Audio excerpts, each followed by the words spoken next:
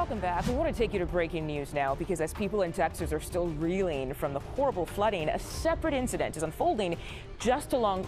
The U.S. Customs and Border Patrol announced earlier today the sudden shutdown of the Texas border by U.S. federal authorities, a move that stunned the nation and drew sharp attention to the increasingly volatile situation at the southern edge of the country.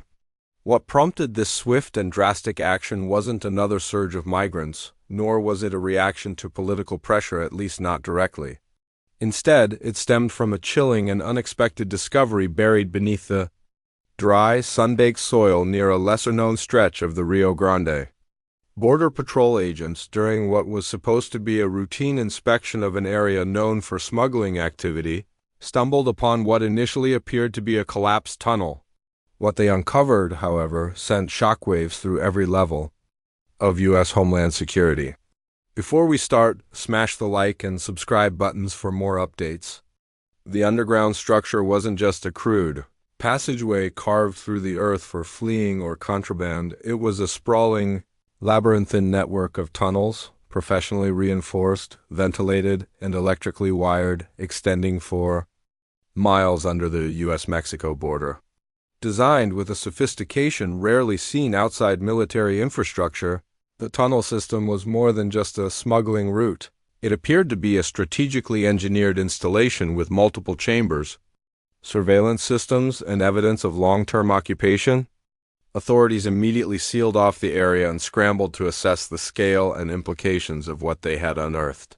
Experts from the FBI, DHS, and the Army Corps of Engineers were called in to investigate the tunnel network, and their findings only heightened the alarm. Some chambers were fitted with advanced computer equipment, satellite communication tools, and encrypted networks. Others bore the markings of operations, documents, maps, and coded symbols hinting at years of planning and coordination. Even more disturbingly, preliminary assessments suggested that this underground complex had likely remained undetected for over a decade, operating silently beneath the surface while border security focused primarily on surface-level threats. The decision to shut down the border entirely was not made lightly. It came after intelligence indicated the network was not merely being used for drug or human trafficking. There were strong signs of paramilitary use, militia-style gear, weapons caches, and encrypted communication logs pointing to coordination between domestic and foreign operatives. The situation had escalated from a border control issue to a full-blown national security crisis. Federal agents began locking down not just the immediate discovery site but an extended radius surrounding it. Fearing other tunnel entrances had yet to be uncovered, military units were deployed to secure the perimeter and drones patrolled the skies for any unusual movements. News of the shutdown spread rapidly, though officials were tight-lipped about the exact reasons. In the early hours, commercial border crossings were frozen, and traffic came to a standstill on highways leading to key ports of entry in Texas. Residents of nearby towns, such as Eagle Pass and Del Rio, reported seeing armored vehicles and helicopters in the skies, adding to the confusion and fear. For local communities already accustomed to the tense atmosphere along the border, this event felt qualitatively different, heavier, more serious. Rumors began swirling, ranging from terrorist plots to the discovery of nuclear materials, though none of these were officially confirmed. The scale and secrecy surrounding the operation fueled speculation across the country. As experts examined the construction techniques of the tunnel, it became clear that this wasn't the work of a typical cartel operation. The precision engineering, noise dampening, and soil reinforcement techniques suggested outside help, possibly state-sponsored. Investigators focused on understanding who had the technical knowledge and resources to pull off such an audacious construction project undetected for so long.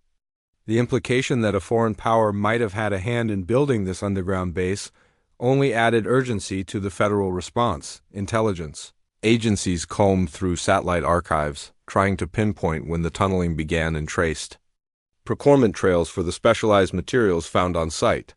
One particularly chilling discovery came from biometric scanning logs embedded in one of the tunnel's checkpoints. It appeared the network was tracking movements internally with facial recognition software. This raised two immediate concerns. Who had been moving through the tunnels and what data had they collected? The presence of digital records indicated a level of organization and foresight that went far beyond what border authorities had previously encountered. Cybersecurity teams were brought in to decode hard drives and servers found in some of the chambers, and what they uncovered only deepened the mystery. Cryptic logs referencing infiltration operations, asset drops, and coordination nodes, all marked with dates stretching back over a decade. Back in Washington, national security advisors scrambled to assess the broader implications. If such a network existed under Texas, could similar structures be hidden beneath Arizona, New Mexico, or California? Had any sleeper agents used this network to slip undetected into the country? The president was briefed in a secure meeting, and a temporary state of emergency was declared for the affected region. Homeland Security elevated the national threat level and quietly began liaising with allies to determine if similar tunnel systems had been discovered elsewhere. The idea that a covert operation of this scale could have slipped past the surveillance infrastructure of the most technologically advanced nation on Earth caused significant introspection within the intelligence community. The economic and social ripple effects of the border shutdown began to take hold almost immediately. Trade routes were severed, halting the movement of goods and putting immense strain on supply chains. Thousands of workers who commuted daily between Mexico and the U.S. were stranded. Businesses on both sides of the border shuttered and a growing sense of unease spread. Farmers in southern Texas, already burdened by drought and labor shortages, found themselves unable to transport produce. Truckers lined up for miles, unsure when or if they would be able to move their cargo. Border towns that relied heavily on binational commerce began experiencing panic buying and economic paralysis. Lawmakers demanded answers. Congressional hearings were hastily convened, with top intelligence and defense officials summoned to provide clarity. Partisan tensions flared, with some accusing the current administration of negligence, while others pointed to systemic flaws in border policy that spanned decades. For the public, however, politics mattered less than the chilling reality that a vast covert infrastructure had been operating beneath their feet potentially for years without detection. It was a sobering realization that despite all the billions spent on border walls, surveillance drones, and patrol units, a major security breach had occurred not above ground, but below. The human element of the discovery added yet another layer of complexity. Evidence found within the tunnel system indicated that dozens, possibly hundreds, of individuals had passed through, many of whom left behind personal belongings, bedding, canned food, makeshift kitchens, and rudimentary medical stations that pointed to long-term habitation. Were these workers forced into labor by more powerful entities? Or were they complicit in something far more sinister? A separate chamber, clearly outfitted for interrogation or detainment, hinted at internal power struggles or enforcement mechanisms within the network itself. The presence of such a space suggested an authoritarian order of operation, not merely a transit tunnel for illegal crossings. The shutdown and ongoing investigation forced a rethinking of U.S. border policy, not just in terms of security, but in how intelligence and infrastructure are deployed to prevent subversive threats. Experts began calling for the use of subterranean scanning technologies, satellite geospatial analytics, and advanced AI pattern recognition to detect underground anomalies. While some of these tools existed in military contexts, they had rarely been applied to domestic border security due to cost and political considerations. That hesitation now seemed dangerously outdated. Public fear escalated as media outlets began reporting on connections between the tunnel network and missing persons cases, smuggling rings, and even foreign espionage operations. Though many of the reports remained unconfirmed, the emerging picture was one of a carefully orchestrated, multi-layered operation that blurred the line between organized crime and clandestine warfare, the silence from federal authorities, while understandable given the sensitive nature of the findings, did little to quell growing anxiety. People began to question how deep this went, how many people were involved, how long it had been going on, and most frighteningly, what had already slipped through. As engineers continued to map the full extent of the tunnels, they discovered side shafts branching off in multiple directions, some ending abruptly, others extending further into the American interior. One tunnel appeared to head toward a power substation, raising fears about potential sabotage plans. Another pointed toward a regional airport. Each new find compounded the sense of vulnerability. The meticulousness of the layout, the directionality of the branches, and the infrastructure's stability suggested long-term goals, perhaps coordinated operations that had yet to be executed. Analysts were left to guess whether this tunnel system was meant as a staging ground, an escape route, or something else entirely. In Texas, the mood shifted from curiosity to paranoia. Locals began calling in reports of strange noises underground, sightings of unfamiliar individuals in secluded areas, and odd vibrations near rural homesteads. Though many of these turned out to be false alarms, authorities took nothing lightly. Law enforcement began working closely with utility companies, reviewing ground-penetrating radar data from construction projects, looking for signs of similar anomalies. The sense of safety many Texans had clung to even amid escalating border tensions was now gone, replaced by a nagging fear that something far more organized and dangerous had been lurking out of sight. Nationally, the political consequences began to take shape. Debates about border walls now included conversations about what lay beneath them. Funding bills that once focused on aerial surveillance began proposing massive investments in underground detection systems and seismic monitoring. Border security, long a flashpoint in American politics, had entered a new, darker phase, one no longer defined by optics and public demonstrations, but by hidden threats and subterranean infrastructure. Policy analysts called for transnational cooperation with Mexico, not just to combat cross-border crime, but to conduct joint underground inspections. The Texas border shutdown marked more than a temporary security measure. It represented a jarring shift in how Americans understood national boundaries. The border had always been a line in the sand, both literally and metaphorically.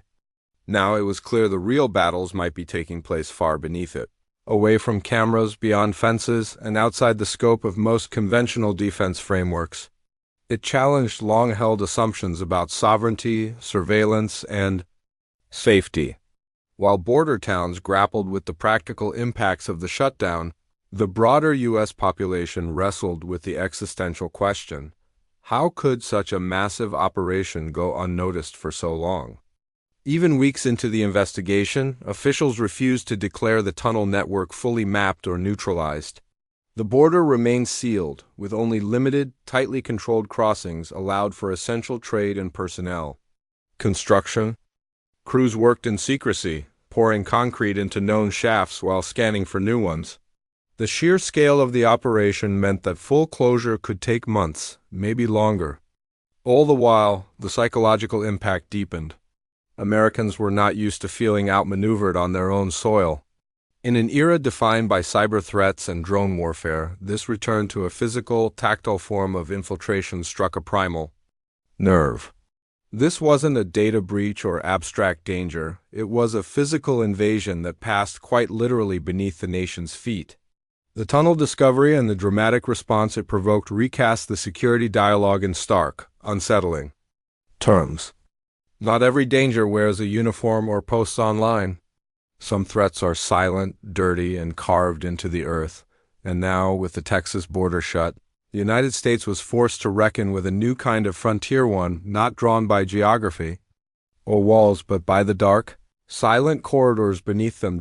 As federal officials expanded their investigation deeper into the complex, what they uncovered grew more unnerving.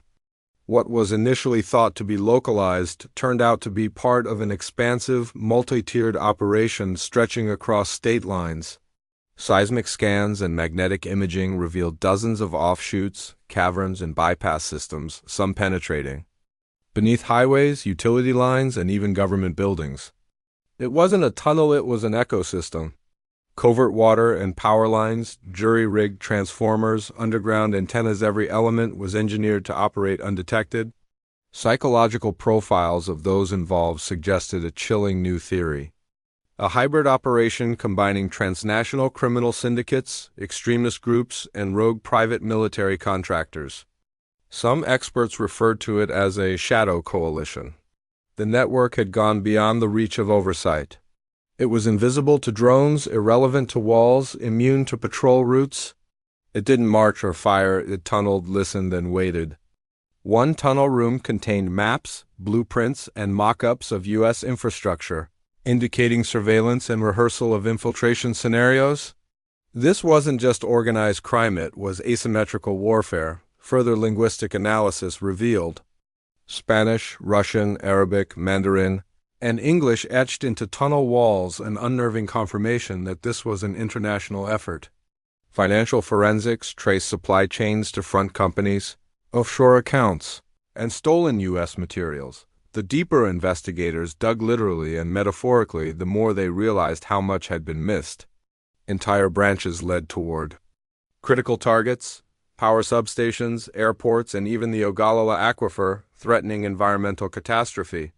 Tunnels reinforced to withstand demolition hinted at long-term strategy.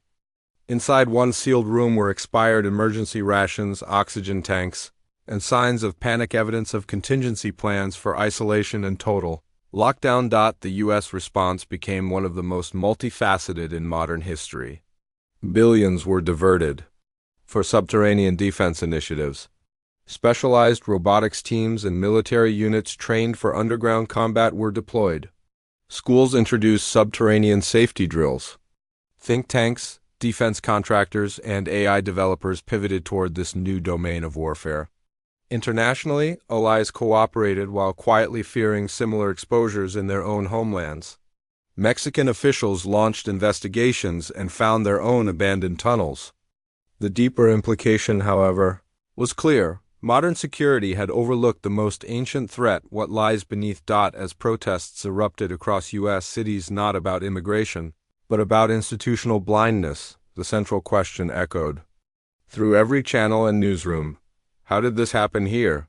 For all the border walls, drones, intelligence networks, and surveillance tools, none had looked deep enough. The answer, it seemed, had been buried in silence, literally beneath our feet. And now that silence had been broken,